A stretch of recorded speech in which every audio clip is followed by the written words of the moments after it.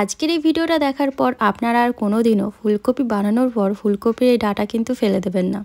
কারণ ফুলকপির এই ডাঁটা দিয়ে আজ আমি আপনাদের তৈরি করে দেখাবো এমন সুস্বাদু একটা রেসিপি, যা গরম গরম ভাতের সাথে খেতে কিন্তু খুবই ভালো লাগবে। তো প্রথমেই আমি ফুলকপির ডাঁটাগুলোকে কেটে নিচ্ছি। তো দেখতেই পাচ্ছেন একটা ডাঁটা নিয়ে এইভাবে সাইড থেকে পাতাগুলোকে কেটে বাদ দিয়ে দিতে হবে। তারপর ঠিক এইভাবে সরু সরু করে ফুলকপির ডাঁটাগুলোকে কেটে নিতে হবে রেসিপির জন্য। এই রেসিপিতে কিন্তু আমি বিভিন্ন রকম শীতকালীন সবজিও অ্যাড করব, যেমন মূলো, নতুন আলু, বেগুন, কুমড়ো বা শিম। আপনারা আপনাদের পছন্দ মতো বিভিন্ন রকম সবজি এই রেসিপিতে কিন্তু অ্যাড করতে পারেন।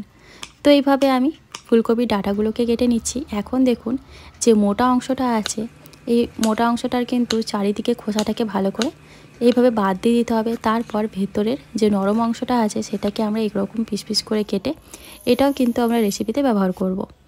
এইদিকে মশলা তৈরি করে নেব। তার জন্য একটা মিক্সিং জারে 1 টেবিল স্পুন সাদা সর্ষে, 1 টেবিল স্পুন কালো সর্ষে, একটু লবণের সাথে প্রথমে এরকম শুকনো গুঁড়ো করে নিলাম। এখন কাঁচা লঙ্কা আর জল দিয়ে একটা মিহি পেস্ট তৈরি করে নেব। এইভাবে সর্ষে বাটলে সর্ষেটা তিতেও হয় না, আর মিক্সিতে কিন্তু একদম মিহি পেস্ট করা যায় সর্ষের। এখন রান্নাটা করার জন্য কড়াইতে দিয়ে দিলাম কিছুটা পরিমাণে সর্ষের তেল। ফোড়নের জন্য দিয়েছি 5 ফোড়ন আর শুকনো লঙ্কা। এই রেসিপিতে কিন্তু খুব বেশি তেলেরও ব্যবহার হয় না। দেখতেই পেলেন 1 টেবিল স্পুনের মতো তেল এখানে দিয়েছিলাম। এখন এর মধ্যে দিয়ে দিলাম কেটে রাখা ফুলকপির ডাঁটা আর দুটো মিডিয়াম সাইজের আলু। আলুগুলোকেও আমি কিন্তু ফুলকপির ডাঁটার মতো একটু সরু সরু করে কেটে রেখে নিয়েছিলাম। এখন ফুলকপির ডাঁটা আর আলু 2 থেকে 3 মিনিটের জন্য একটুখানি ভাজা ভাজা করে নিয়েছি। এখন এর মধ্যে আমি একে একে কিন্তু সবজিগুলো অ্যাড করতে থাকবো আর 1 মিনিট করে সমস্ত সবজিগুলো ভেজে নেব। তো দেখুন এখানে আমি অ্যাড করলাম মূলো। এখন এর মধ্যে দিয়ে দিচ্ছি পরিমাণ মতো লবণ আর 1/2 টেবিল স্পুন হলুদ গুঁড়ো।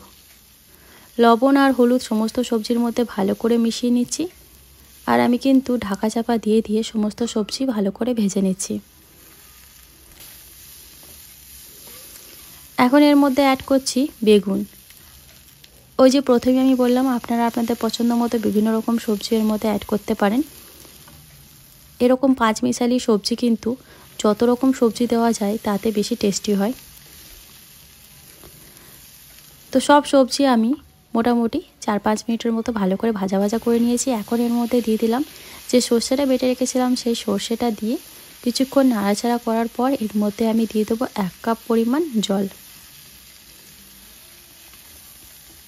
যেহেতু এই রেসিপিটা কিন্তু একদম মাখা মাখা একটা চচ্চড়ি হবে, তার জন্য খুব বেশি জল দেওয়ার দরকার নেই।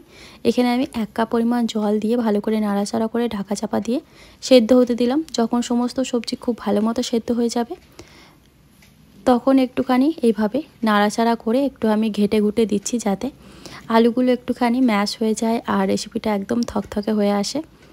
সব শেষে এর মধ্যে দিয়ে দিতে হবে বেশ কিছুটা পরিমাণে ধনেপাতা।